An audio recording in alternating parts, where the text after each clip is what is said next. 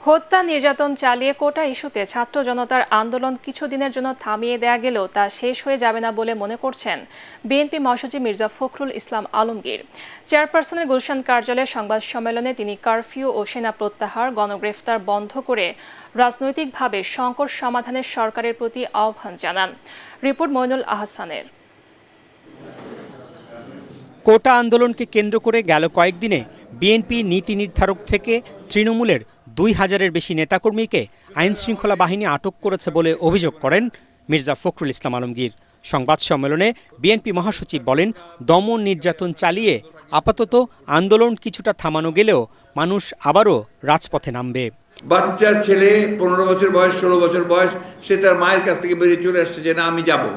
আপনার সাধারণ মানুষ বেরিয়ে এসছে যে না ওদের সঙ্গে আমাকে যেতে হবে, কারণ আমার রুটির ব্যাপার আছে। আমার আজকে জিনিসপত্রের দাম যেভাবে বেড়েছে আমরা সেটা কুলিয়ে উঠতে পারছি। সরকার সম্পূর্ণ ব্যর্থ হয়েছে। জনগণের যে পুঞ্জীভূত ক্ষোভ তারই বহিঃপ্রকাশ হয়েছে আপনার এটার মধ্যে দিয়ে।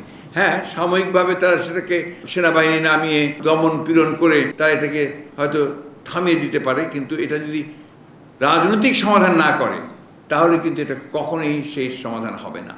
তার দাবি, কোটা আন্দোলনকে কেন্দ্র করে পশ্চিমবঙ্গের মুখ্যমন্ত্রী মমতা ব্যানার্জি ও নোবেলজয়ী ডক্টর ইউনূসের বক্তব্য এবং বিশ্ব মিডিয়ায় সরকারের ক্র্যাকডাউনের সংবাদ প্রকাশের মাধ্যমে বিশ্ববাসী জেনে গেছে বাংলাদেশে স্বৈরশাসন চলছে। কয়েকটা স্থাপনায় আপনার যে আক্রমণ হয়েছে, কিছু ধ্বংস হয়েছে, সেই কথাগুলোই বলছে। এই যে শত শত প্রাণ চলে গেল, সেই ব্যাপারে কিন্তু তারা কোনো কথা বলছে না। এটা শুধু বাংলাদেশেই না, সারা বিশ্বের কাছে পরিষ্কার হয়ে গেছে যে বাংলাদেশে এখন একটা সম্পূর্ণভাবে অগণতান্ত্রিক ফ্যাসিস্ট একটি সরকার প্রতিষ্ঠিত হয়েছে। সেই ডক্টর ইউনূস 14 আগস্টে সে আপনার অলিম্পিকের উদ্বোধন করবেন। তো একটা মানুষ যিনি আজকে গোটা বিশ্বে এতটা সমাদৃত, তাকে এখন ওনার বিরুদ্ধে রাষ্ট্রবিরোধী বক্তব্য দিয়েছেন।